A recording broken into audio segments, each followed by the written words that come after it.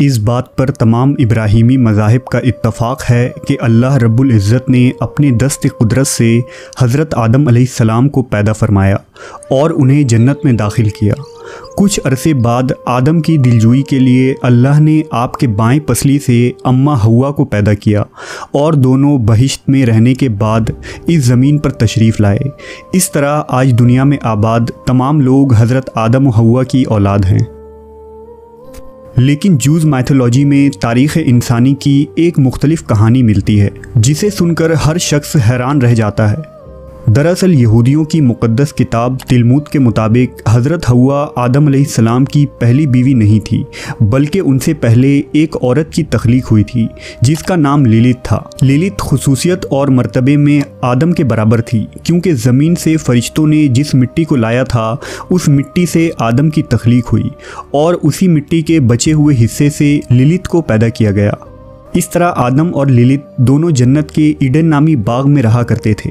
आदम और लिलित के दरमियान अव्वल दिन से ही इख्तिलाफ पैदा हो गया, क्योंकि आदम का मानना ये था कि वो लिलित से बेहतर हैं और जिनसी एतबार से लिलित का दर्जा उनसे कम होगा, जबकि लिलित हर सूरत उसे तस्लीम करने के लिए तैयार न थी और वो खुद को आदम के बराबर ख्याल करती थी। लिहाजा इस बराबरी की लड़ाई में दोनों के दरमियान शदीद इख्तिलाफ पैदा हुआ और दोनों एक साथ न रह पाए। आखिरकार एक दिन लिलित ने शैतान से कुछ इस्म आज़म सीखे और इनका विर्द करके जन्नत से उड़ गई।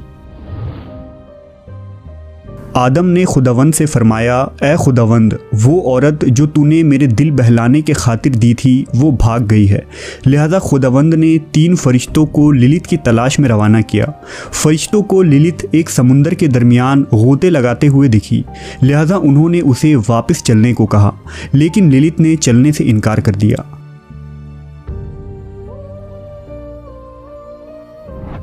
लिलित के जाने के बाद खुदावंद ने आदम के बाएं पसली से ईव यानी बीबी हव्वा को पैदा फरमाया और दोनों खुशी से जन्नत में रहने लगे। कहते हैं कि जब लिलित को ये पता चला कि जन्नत में आदम अपनी दूसरी बीवी हव्वा के साथ आराम व आराइश की ज़िंदगी गुजार रहा है तो वो बहुत बेचैन हुई और उसने ये इरादा कर लिया कि वो आदम व हव्वा को भी जन्नत से निकलवा देगी। लिहाजा उसने इब्लीस के साथ मुआहदा कर लिया और इब्लीस के कहने पर एक सांप का रूप धार कर जन्नत में दाखिल हुई। वो हव्वा के पास गई और उसे बहकाया कि अगर वो एक ख़ास किस्म की दरख्त का फल खाएगी तो हमेशा ज़िंदा रहेगी। ये वही ममनून दरख्त था जिसके फल को खाने के लिए अल्लाह ने आदम को सख्ती से मना किया था। लेकिन लिलित की बातों में आकर बीबी हव्वा ने उस दरख्त के तमाम फल को खा लिया और आदम को भी खिलाया और इस तरह आदम व हव्वा अल्लाह की नाफरमानी के अवज़ बहिश्त से निकाल दिए गए। लिलित नामी इस औरत का जिक्र ना ही मौजूदा बाइबल में मौजूद है, ना ही मूसा अलैहिस्सलाम के सहीफ़े यानी अहदनामा कदीम में कहीं मौजूद है। तो अब सवाल ये पैदा होता है कि लिलित नामी इस औरत की ये मनगढ़ंत कहानी यहूदियों में क्यों मशहूर हुई। दरअसल अहदनामा कदीम के अलावा यहूदी एक और सहीफ़े पर ईमान रखते हैं जिसे तिलमुद कहा जाता है। यहूदी रब्बी के मुताबिक तिलमुद ही वो असल सहीफ़ा है जो मूसा पर नाजिल हुआ था। तारीख़ के मुताले से ये पता चलता है कि जब बुख्त नसर ने यरूशलेम पर हमला किया तो उसने इस शहर को तबाह करने के बाद तमाम यहूदी उलमा और सालिहीन को ग़ुलाम बनाकर अपने साथ बाबुल ले गया।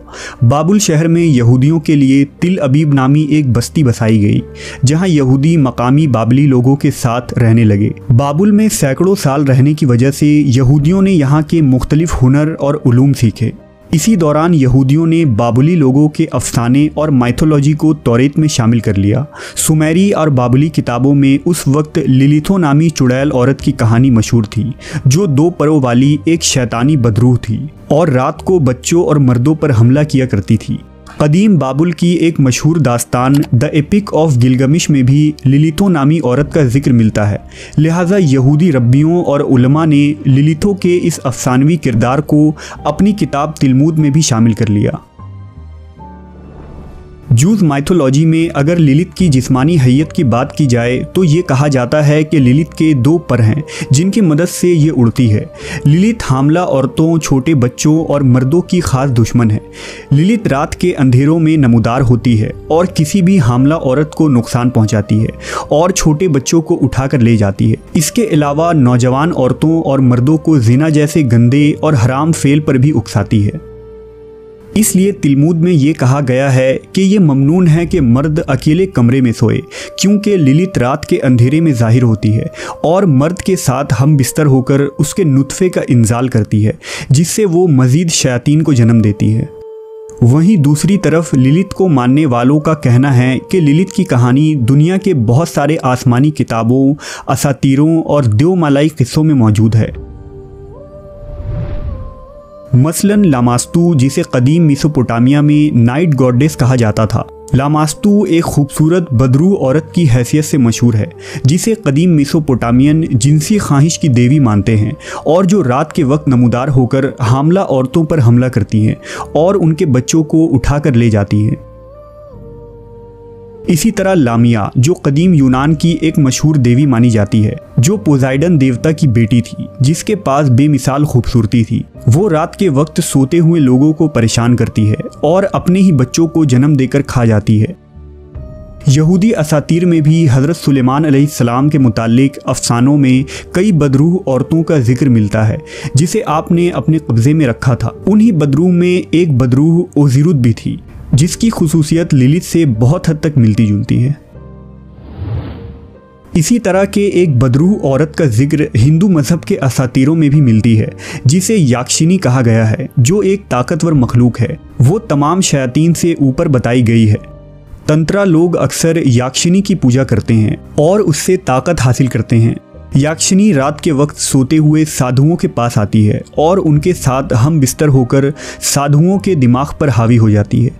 इसी तरह कदीम अरब लोग इसे कौरहिनिया कहा करते थे, जबकि नेटिव अमेरिकन लोग भी ऐसी शैतानी सिफत औरत में यकीन रखते थे, जो आधी औरत और आधी जानवर नुमा मखलूक थी और जंगल में कभी कभार देखने को मिलती थी। कहते हैं कि आदम से अलग होने के बाद लिलित इब्लीस के ख़ास साथियों में शामिल हो चुकी थी। इसलिए अहले यहूद और शयातीन फ़िरके के लोग, जिन्हें कबालिस्ट भी कहा जाता है, ये लोग जादू टोने और सिफली इल्म सीखने और सिखाने के लिए लिलित की पूजा किया करते हैं। दौर अहद वस्ता में दुनिया भर की चुड़ैलें तरह तरह के सिफली अमलियात करके लिलित को खुश करने की कोशिश किया करती थी, जिसमें वो जानवरों की बलि देकर और अपना खून लिलित को चढ़ाकर उससे जुड़ने की कोशिश करती हैं।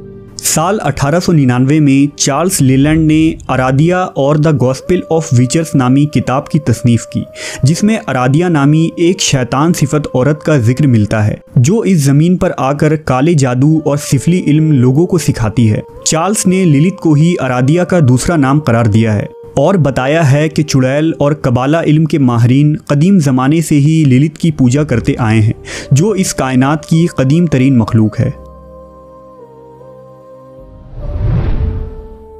इसमें कोई शक नहीं कि लिलित का ये किरदार और इससे जुड़ी तमाम बातें सिर्फ़ और सिर्फ किस्से, कहानियाँ और खुराफात हैं, और आज भी अहले यहूद लिलित को ही हज़रत आदम अलैहिस्सलाम की पहली बीवी समझते हैं। लेकिन अगर लिलित की किरदार में कोई हकीकत होती तो कुरान मजीद में इसका कोई जिक्र ज़रूर मौजूद होता। कुरान मजीद इस मौजू पर साफ नज़रिया पेश करता है कि पहले आदम अलैहिस्सलाम की तख्लीक हुई और फिर बीबी हव्वा की, और इस तरह बनी नू इंसान इस जोड़े से वजूद में आए। अगर इस दौरे जदीद की बात की जाए तो लिलित को एक ऐसी औरत के तौर पर पेश किया जाता है जो औरतों की आज़ादी की अलम बरदार है, जबकि ये बात अकल के बईद है कि एक शैतान को इस कदर अहमियत दी जाए। इसका अंदाज़ा इस बात से लगाया जा सकता है कि लिलित के नाम से वेस्ट में नॉवेल, शायरी और म्यूज़िक कंपोज किए जाते हैं, और लिलित को आज़ादी के लिए जद्दोजहद करने वाली एक अजीम औरत के तौर पर पेश किया जाता है, जो औरतों के हक़ के लिए आदम के ख़िलाफ़ हो गई और उसने खुदा से बगावत की। यही नज़रिया जदीद यूरोप में परवान चढ़ा, जहाँ फेमिनिज़म के नाम पर ख़वातीन जिनसी ताल्लुकात की मुकम्मल आज़ादी चाहती हैं। यहाँ सबसे बड़ा सवाल यह है कि अगर कोई शख्स सब कुछ कुर्बान करके सिर्फ अपना आप बचा लेता है तो उसने क्या हासिल किया।